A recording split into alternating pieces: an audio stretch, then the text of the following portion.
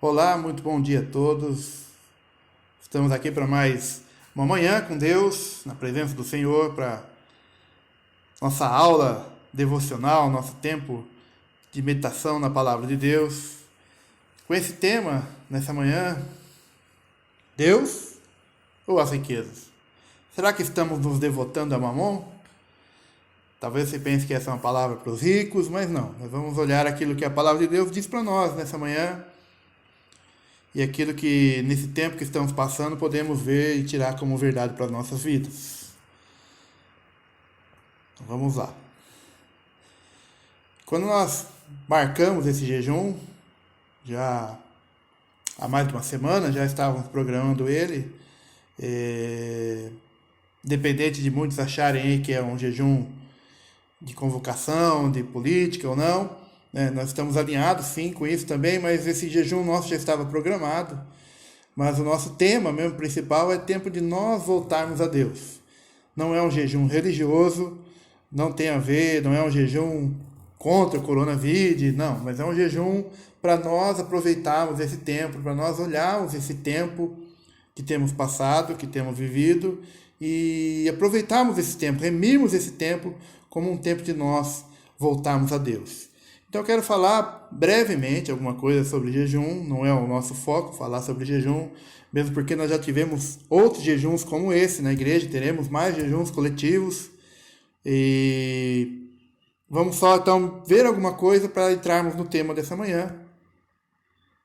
Estará o versículo tema em Mateus capítulo 6, a partir do versículo 16. Então você pode abrir na sua Bíblia ou acompanhar aí na tela com a gente, que diz assim: quando vocês jejuarem, não fiquem com uma aparência triste como os hipócritas, porque desfiguram o rosto, a fim de parecer aos outros que estão jejuando. Em verdade eu lhes digo que eles já receberam a sua recompensa. Mas você, quando jejuar, unge a cabeça, lava o rosto, a fim de não parecer aos outros que você está jejuando, e sim ao seu Pai em secreto. E o seu Pai, que vem em secreto, lhe dará a recompensa. Jesus frisa então o fingimento religioso, a busca do louvor das pessoas por causa da religiosidade externa, de aparência, pessoas que querem a aprovação dos homens, das pessoas. O verdadeiro jejum é um jejum de coração, não é apenas um jejum de corpo, né? Não é feito apenas de abstinência, de ficar sem comer, sem se alimentar, mas é algo que vem do coração. Para os cristãos é a preparação para a oração, para outros exercícios espirituais. Ou seja, significa desistir de algo menor para ter um ganho mais excelente. O jejum não é condenado se tiver como alvo aproximar-se de Deus e a negação de si mesmo. E esse é o propósito do nosso jejum. Lá em Joel, capítulo 2, versículo 12, versículo 12 e 13, né, o tema do nosso jejum, diz assim: agora, porém, declara o Senhor, voltem-se para mim de todo o coração. Por isso eu digo que o jejum é algo do coração, do interior, com lamento, com pranto. Rasguem o coração e não as vestes. Não é de coisa exterior, não é de aparência exterior. Voltem-se para o Senhor, para o seu Deus, pois Ele é misericordioso e compassivo, muito paciente, cheio de amor. Ele se arrepende e não envia a desgraça. Então Deus realmente deseja que nós nos voltemos a Ele e que nessa manhã nós possamos nos voltar ao Senhor. Eu não sei se todos estão participando, mas aqueles que conosco estão participando desse jejum no seu lar, na sua casa, como eu, cada um no seu lar, mas juntos no mesmo propósito, no mesmo intento de nos voltarmos para Deus, de nos voltarmos ao Senhor, de nos aproximarmos ao Senhor, de nos aproximarmos daquilo que Deus tem, da vontade de Deus, daquilo que Deus, que nos vem em secreto, quer nos recompensar e quer derramar sobre nós. Então o texto-chave que eu quero ler com vocês, que é a continuação desse texto que nós lemos de Mateus 6, que fala do jejum, a partir do 16 ao 18, a partir do versículo 19, ele vai até o 34, mas o chave é o 33. Muitos conhecem esse texto, um dos textos que algumas pessoas conhecem a decor, que diz: busquem, pois, em primeiro lugar o reino de Deus e a sua justiça, e todas essas coisas lhes serão acrescentadas. Você pode ler o texto completo, então, depois, na sua casa, anotar aí, capítulo 6, do versículo 19 até o versículo 34. Então, a chave dessa sessão, desse texto aqui, é esse versículo. Coloque Deus, ponha Deus em primeiro lugar e Ele vai cuidar das coisas materiais, das suas necessidades de alimento, de roupa, daquilo que você precisa. Porque acima das coisas materiais, acima disso está a comunhão espiritual com Deus, que é o mais importante. Em primeiro lugar, as coisas que têm a ver com o reino de Deus e com a justiça de Deus. O justo viverá pela fé em Cristo Jesus. Então, ele fala que busque, então, em primeiro lugar, aquilo que tem a ver com a nossa comunhão espiritual com Deus. Volte-se para Deus. Vamos lá?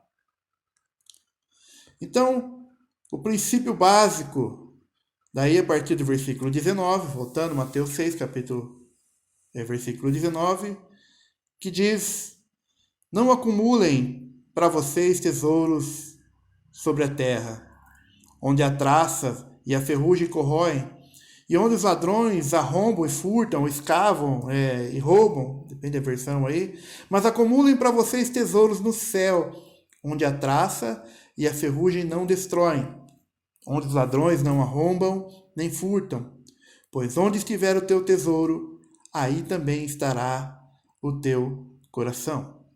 Cristo apresenta aqui diversas razões de que por que é insensato viver para as coisas materiais. Nós vemos que o versículo 33 diz que nós devemos buscar as coisas, comunhão espiritual com Deus, que Deus vai cuidar das coisas materiais. E ele fala aqui da insensatez, porque as coisas materiais não são duradouras, não duram para sempre. Os judeus valorizavam os tecidos como tesouro, contudo as traças estragavam os tecidos.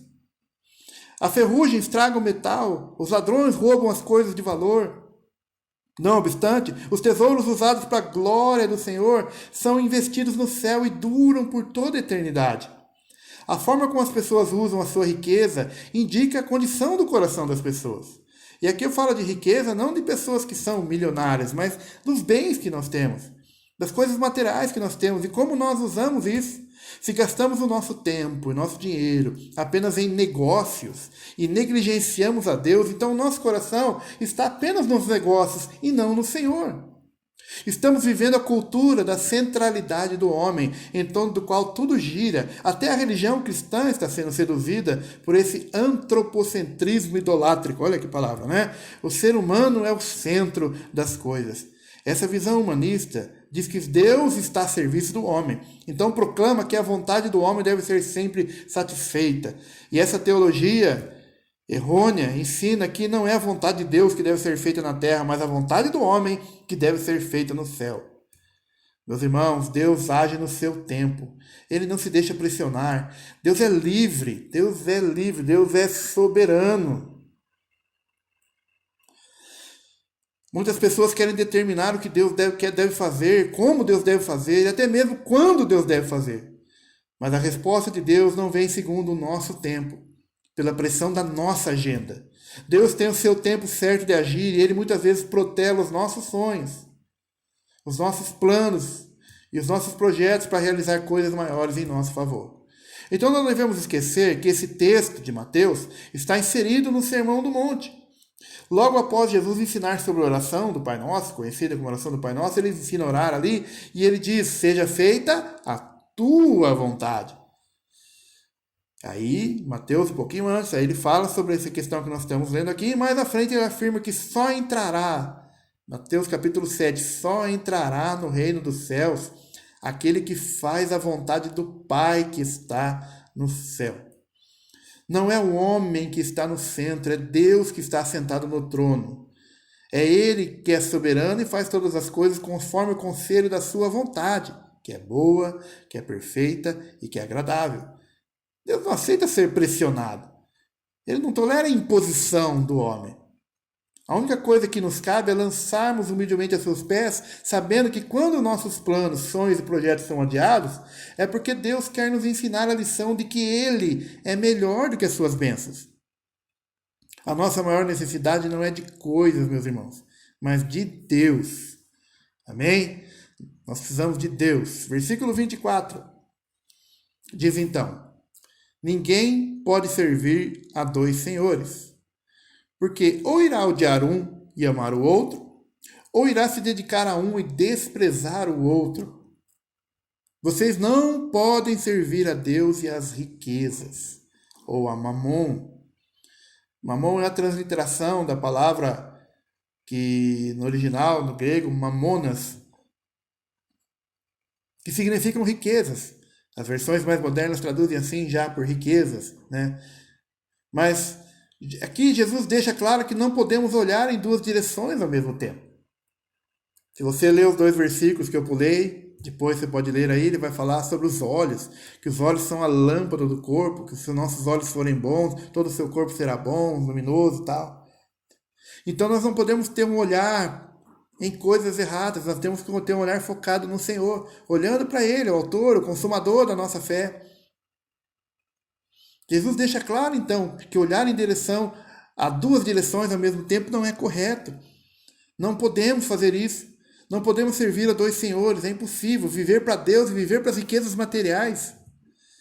A Bíblia não condena a posse de bens, mas ela adverte a respeito do amor ao dinheiro e do mau uso das riquezas, do mau uso dos bens, dos tesouros, das posses.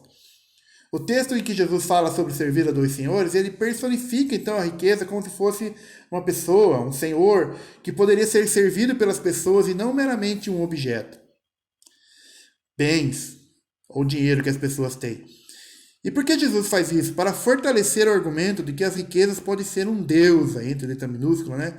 Para as pessoas, como se fossem realmente algo com que as pessoas pudessem interagir pessoalmente. E muitos interagem com esse seu Deus, né? As riquezas podem sim ser um Deus, um ídolo, um senhor na vida de muitos, que não precisam ter muito dinheiro, não. Mesmo poucos podem idolatrar. Dá então a tradução para Mamon como se fosse uma pessoa e não meramente riquezas materiais. Muitas pessoas transformam as bênçãos de Deus em ídolos, prosperam, mas colocam seu coração na riqueza, deixando Deus de lado. Casam e fazem o cônjuge um ídolo, abandonando o Senhor. Têm filhos e vivem em função dos filhos, em vez de consagrar os filhos a Deus e criá-los a eles para o Senhor. Muitas pessoas se agarram tanto às bênçãos de Deus que se esquecem do Deus das bênçãos. Fazem do dinheiro um ídolo, vivem como escravos de Mamon, vivem para ele, morrem por ele, vivem para a riqueza, morrem para a riqueza, devotam todo o seu tempo para isso. Vamos lá então para o próximo texto. Lucas capítulo 16, a partir do versículo 10.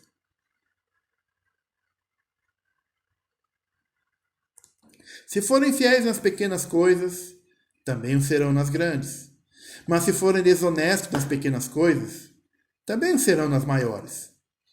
E se vocês, que não são confiáveis ao lidar com a riqueza injusta deste mundo, quem lhes confiará a verdadeira riqueza? E se não são fiéis com os bens dos outros, por que alguém lhes confiaria o que é de vocês? Irmãos, interessante que nesse texto aqui, as palavras riqueza injusta ou verdadeira riqueza, é a mesma palavra, mamonas, no grego, traduzido aqui por riquezas. Esse texto fala de fiéis, de fidelidade, algo fundamental. O mamon, o dinheiro, as riquezas é o mínimo. As pequenas coisas, a riqueza injusta, esse é o mínimo. As riquezas eternas são o máximo. Falando em fazer a vontade do Pai, se usarmos as riquezas dele, que ele tem dado, que ele tem abençoado muitos, de acordo com a sua vontade, ele nos dará as riquezas verdadeiras e que serão nossas. Jesus, presta atenção, não considera que há um abismo entre o material e o espiritual. Já que ele fala aqui que uma das coisas mais espirituais que podemos fazer é usar as coisas materiais para a glória de Deus. Como? Usar isso para o alcance dos perdidos, para alcançar aqueles que estão perecendo. Eu tenho as riquezas, eu compartilho aquilo que eu tenho sido abençoado com o Senhor. E eu uso isso na causa do reino, no reino de Deus, buscando a sua justiça em primeiro lugar. A continuação diz: ninguém pode servir a dois senhores, pois odiará um e amará outro. Será dedicado a um e desprezará a outro. Vocês não podem servir a Deus e ao dinheiro. É mais uma passagem de Jesus falando aqui. E ele continua falando porque os fariseus, que tinham grande amor ao dinheiro, isso não é meu comentário, é a palavra de Deus, continua aí o versículo, ouviam tudo isso e zombavam de Jesus. Por causa do amor ao dinheiro, não por causa do dinheiro. Eles tinham grande amor ao dinheiro, então eles zombavam de Jesus. Então Jesus disse: vocês gostam de parecer justos em público, mas Deus conhece o coração de vocês, Deus conhece o seu coração. Aquilo que esse mundo valoriza, presta atenção nessa frase de Jesus, é detestável aos olhos de Deus. Que coisa, hein?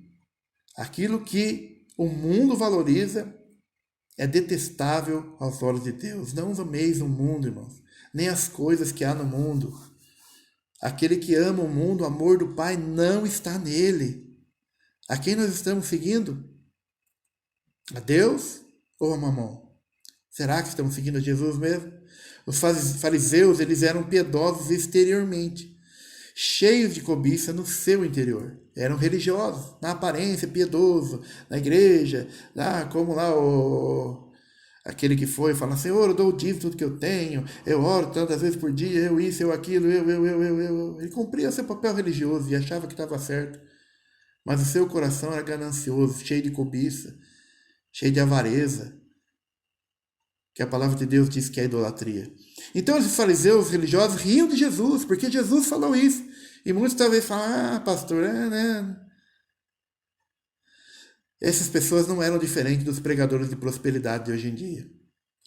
Eles tentavam, e muitos hoje ainda tentam, infelizmente, fazer o impossível: servir a dois senhores, a Deus e ao dinheiro. Meus irmãos, sucesso material, bem como o poder e o prestígio que acompanha o sucesso material, Deus vê como abominação. Detestável aos olhos de Deus. Algo detestável. Mas os homens, o ser humano, admira muito essas coisas. Mas para Deus é abominação. Provérbios, capítulo 10, versículos 2 e 3, que diz assim: as riquezas de origem desonesta não têm valor duradouro, mas uma vida justa. O justo viverá pela fé. Mas uma vida justa, Deus livra da morte. O Senhor não deixa o justo passar fome, mas se recusa a satisfazer o desejo dos perversos. Então é isso, irmão. Vida justa. O justo viverá pela fé.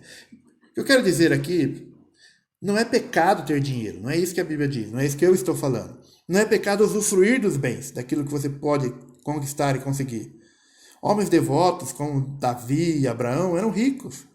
Mas é um grande pecado ter atitude mundana, como um mundo olha, a mesma atitude que o mundo, a mesma coisa do mundo. Ou seja, em relação à riqueza, eu não uso ela para a glória de Deus. Eu não uso ela para glorificar a Deus. Eu uso, não, mas eu dou meu dízimo, o resto é meu, o resto eu me viro. Não é isso que a palavra de Deus diz. Não é isso que a Bíblia nos ensina. É por isso que Jesus, na sequência desse texto de Lucas lá, que a gente estava lendo, capítulo 16, ele vai contar a história, que não é uma parábola, mas é uma história do rico e do Lázaro. Aquele homem rico usava a fortuna apenas para agradar a si mesmo, para manter o seu estilo extravagante de vida e para manter o seu padrão de vida. Ele não usava isso para cuidar do próximo. Ele não usava suas riquezas para compartilhar, para abençoar alguém.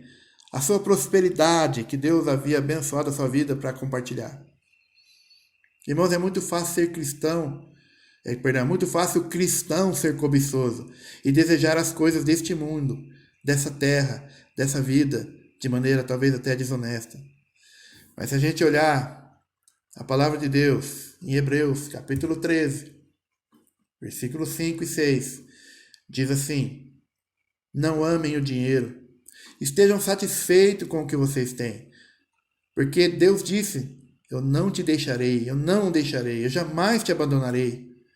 Olha que promessa maravilhosa. Por isso podemos dizer com toda a confiança: o Senhor é o meu ajudador, portanto eu não temerei. O que me podem fazer os simples mortais? Estejam satisfeitos, contentai-vos. Eu sei que é muito fácil eu declarar, ou qualquer um declarar isso, e muito difícil de praticar. O contentamento, aquilo que é suficiente em si mesmo. Ou seja, o contentamento não vem da posse de coisas materiais, mas de fundamentarmos a nossa vida em Cristo. De buscarmos em primeiro lugar o reino de Deus e a sua justiça. A justiça de Deus, de que o justo viverá pela fé. Na confiança de que o que precisamos, Deus vai acrescentar e abençoar. Nós já temos tudo o que precisamos. Já que Cristo sempre está conosco. Olha que promessa que Jesus, Deus nos promete aqui, não nos deixar, jamais nos abandonar. Glória a Deus por isso. Por isso, então, eu quero fechar essa breve meditação com os irmãos, que nós tenhamos a disposição, na nossa vida, de consagrar a Deus o melhor que nós temos. Tudo pertence a Deus, a nossa vida é dele. O que nós temos é dele. Então que nós possamos realmente ter essa disposição de consagrar o melhor que temos ao Senhor. Marcos capítulo 12, versículo 30, resume o nosso principal interesse. Se eu realmente estou seguindo a Cristo e não a Mamon, se eu realmente estou vivendo, me devotando a Ele, não devotando as coisas dessa vida, as coisas materiais, se eu realmente estou devotando, não adianta vir com mimimi, com coisa, é impossível devotar aos dois. Por quê, irmãos? Nosso principal interesse é resumido aqui nas palavras de Jesus, dizendo: amarás o Senhor teu Deus com todo o coração, toda a tua alma, todo o teu entendimento, todas as tuas forças. Pastor, é difícil. É claro que é. Mas precisamos adorá-lo, precisamos devotar a Deus, porque essa devoção exclusiva vai tornar impossível servir a Deus e outros ao mesmo tempo. Se eu estou servindo a outra coisa, se eu estou servindo as riquezas, se eu estou correndo atrás de riquezas, eu não estou correndo atrás do reino de Deus, eu não estou servindo a Deus. Não tem como fazer as duas coisas ao mesmo tempo. Não tem como dizer, pastor, mas eu na minha semana, eu corro atrás. Não! Não estou falando de trabalho, irmão, de não trabalhar, não é isso. Eu estou falando de nós estarmos não dando o nosso melhor para Deus, mas dedicando o nosso melhor, a nossa energia a Mamon. Só um pouquinho do nosso coração para Deus. Só um pouquinho da nossa alma para Deus. Só um pouquinho do nosso entendimento para tentar entender as coisas. Já sei algumas coisas, pastor, tá bom demais. Para quê? Para que estudar a Bíblia? Para que escola dominical? Para que China? Só um pouquinho da minha... vou me esforçar para ganhar dinheiro.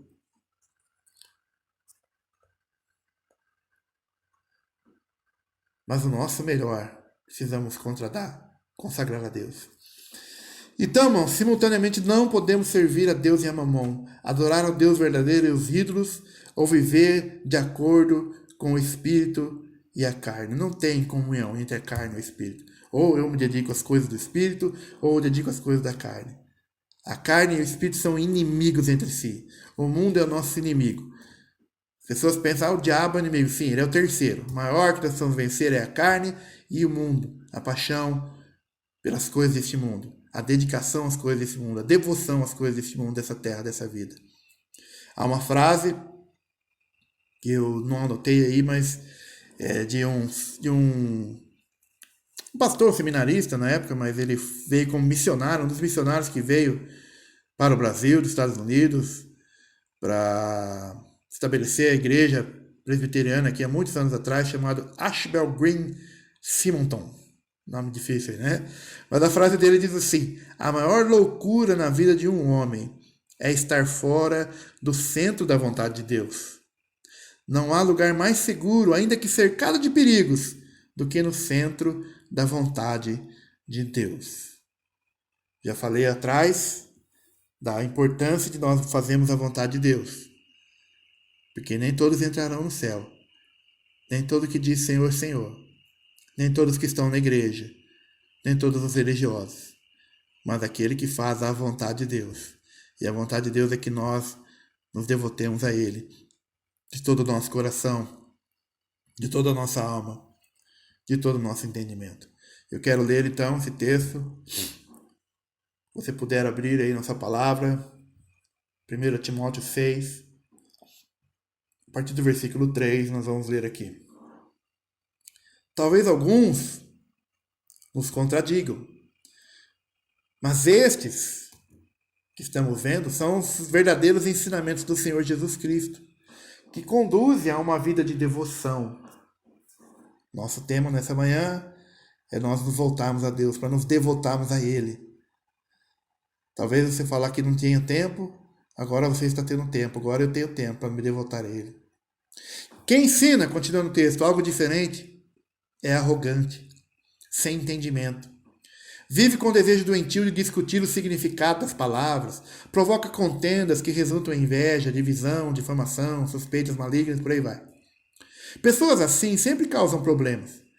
Têm uma mente corrompida e deram as costas para a verdade, mesmo dentro da igreja. Para elas, a vida de devoção é apenas uma forma de enriquecer. Olha só que tristeza que nós temos visto hoje em dia. O que a igreja brasileira tem vivido. O que nós olhamos para nós como igreja. No entanto, a devoção acompanhada do quê? Contentamento. Contentando com o que nós temos, em si mesmo uma grande riqueza. Afinal, não trouxemos nada conosco quando viemos ao mundo, e nada levaremos quando deixarmos. Portanto, se temos alimento, roupa, estejamos contentes. Mas aqueles que desejam enriquecer caem em tentações e armadilhas e em muitos desejos tolos e nocivos que os levam à ruína e destruição. Vamos lá. Pois o amor ao dinheiro, e não o dinheiro, mas o amor a esse dinheiro, é a raiz de todo o mal. Alguns, por tanto desejarem dinheiro, desviaram-se da fé e afligiram a si mesmo com muitos sofrimentos. Você, porém, que é um homem de Deus, olha aí, você, porém, que é um homem de Deus, fuja de todas essas coisas más, busque, em vez das riquezas, a justiça. O justo viverá pela fé. A devoção, devote-se a Deus, não se devote a mamon, não se devote às riquezas. E também a fé, o amor e a perseverança e a mansidão. Lute o bom combate da fé. Apegue-se firmemente à vida eterna para a qual você foi chamado e que tão bem você declarou na presença de muitas testemunhas. Lembra lá no batismo, você que foi batizado e declarou na presença de todos? Não renegue a fé, não renegue a palavra. Honre a palavra que você falou. Apegue-se firmemente a isso. Você declarou na presença de testemunhas que você entregava a sua vida para Jesus, para servir a Ele, para servir ao Senhor. Diante de Deus, você declarou das testemunhas. Deus que a todos dá vida, seguindo o texto aqui, de Cristo Jesus. Não só apenas dos homens, mas de Deus, Pai, Filho e Espírito Santo. Que deu bom testemunho diante de Pôncio Pilatos. Jesus testemunhou que o seu reino não é deste mundo diante de Pôncio Pilatos. Jesus testemunhou que qualquer poder ou autoridade vem somente de Deus. Paulo então continua: encarrego de obedecer a esta ordem sem vacilar. Seja firme, não, até quando? Não é? Até quando vacilar? Até quando olhar para dois caminhos? É Deus ou é riqueza que você quer? É Deus ou é segurança financeira? Deus é mamon. Assim, fazendo isso, apegando-se firmemente, ninguém poderá acusá-lo de coisa alguma, desde agora até a volta do nosso Senhor Jesus Cristo. Pois no devido tempo, Jesus será revelado do céu pelo bendito e único Deus Todo-Poderoso, o Rei dos Reis, o Senhor dos Senhores. Somente a Ele pertence a imortalidade, e Ele habita em luz tão resplandecente que nenhum ser humano pode se aproximar dele. Ninguém jamais o viu, nem pode ver. A Ele sejam honra e poder para sempre. Amém. Amém. Glória a Deus. Continuando o texto aí. Ensine os ricos deste mundo que não se orgulhem nem confiem em seu dinheiro, que é incerto. Esses dias onde muitas pessoas estão passando aí por problemas e dificuldades financeiras. Não estou falando que é castigo de Deus. Mas pessoas que talvez confiavam, que a sua confiança não em Deus, no seu futuro, não, meus bens, tá tudo certo, a minha empresa, eu vou de vento em popa. A sua confiança deve estar em Deus. Deus provê ricamente tudo que nós necessitamos para a nossa satisfação. Diga a essas pessoas, os ricos, que usem o seu dinheiro para fazer o bem. Como Jesus mesmo fala lá em Lucas 16, o texto que lemos. Que eles devem ser ricos em boas obras e generosos com os necessitados, sempre prontos a repartir. Essa é a nossa medida de prosperidade. Essa é a nossa medida de bênção, recalcada, sacudida, né?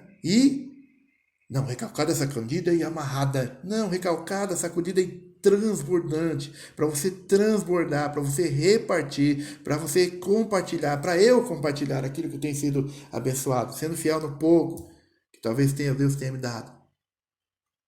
Então, pronto a repartir. Dessa forma, deste modo, acumularão tesouros para si mesmo, com um alicerce firme para o futuro, a fim de experimentar a verdadeira vida. Timóteo, guarda aquilo que Deus lhe confiou. Evite discussões profanas e tolas com aqueles que se opõem a você com suposto conhecimento. Alguns se desviaram da fé por seguirem essas tolices, mas que a graça de Deus esteja com vocês. Meus irmãos, Deus é soberano. Ele está sentado na sala de comando do universo. Ele está com as rédeas da história nas suas mãos. Ele dirige as nações. Ele domina sobre a natureza. Ele não permite que nenhuma folha caia de uma árvore sem a sua permissão. Ixi, fui redundante agora, né? Mas a vida sua não é dirigida por um destino cego. Você está nas mãos de Deus, o Deus vivo. Eu quero encerrar nessa manhã e dizer, com algumas perguntas para nós, para mim, para você, como igreja. A quem você tem servido? Seja sincero, meu querido. Eu quero ser sincero com Deus. Como Davi, que foi sincero no Salmo 139, Deus sonda o meu coração. Olha, que vê se há em mim algum caminho mau, alguma coisa que eu estou fazendo, se eu realmente estou me devotando ao Senhor ou estou me devotando às riquezas, estou me devotando a mamão. Eu não quero me enganar, eu não quero ser enganado. Eu não quero apenas ser ouvinte, mas eu quero praticar aquilo que eu tenho aprendido. A quem eu tenho servido? A quem você tem servido? A quem nós temos servido? Deus ou as riquezas? Se parece mal para você servir ao Senhor, nos termos dele, segundo a vontade dele, que é boa, perfeita, agradável, se para você parece mal, então, servir a Deus dessa maneira, escolha hoje, então, a quem você quer servir. Até quando você vai ficar pulando de um lado para o outro? Cocheando entre dois caminhos. Se o Senhor é Deus, siga, como disse Elias. Se é mamon, siga. Devote a sua vida a conseguir tudo, a juntar riquezas. Porém, eu quero declarar como Josué, eu e minha casa serviremos ao Senhor. Isso não é promessa de Deus. Isso é declaração minha, sua, que cada um de nós pode fazer realmente ao Senhor. Oferecendo o que temos ao Senhor, consagrando o que temos ao Senhor. O que você tem oferecido a Deus? E o seu melhor?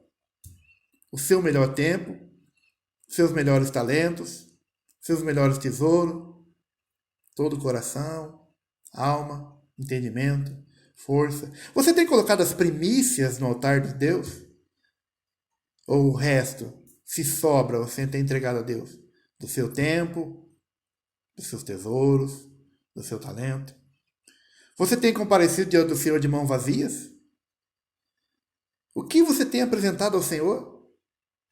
Tudo que você tem de Deus, meu querido. A casa que você mora, o carro que você anda, o salário que você recebe, a família que você tem, a sua própria vida, tudo é de Deus. O que você tem devolvido ao Senhor? O que você tem consagrado de volta para Deus? Deus não quer que você transforme num ídolo uma bênção dada por Ele. Eu estou certo que Deus adia os nossos planos, os nossos projetos e os nossos sonhos, para que possamos devolver alguma coisa no altar do Senhor. Então vocês verão mais uma vez a diferença entre o justo, que viverá pela fé, e o ímpio, entre o que serve a Deus e o que serve a Mamon e o que não serve. Leia lá. Malaquias, capítulo 3, versículo 18. Vocês verão a diferença entre o justo e o ímpio, o que serve a Deus e o que não serve. Que nós possamos, não só nessa manhã, mas a cada dia, nos consagrarmos ao Senhor. Nos consagrarmos a Deus. Nos voltarmos a Deus. Nos entregarmos a Deus. E nos rendemos aos seus pés.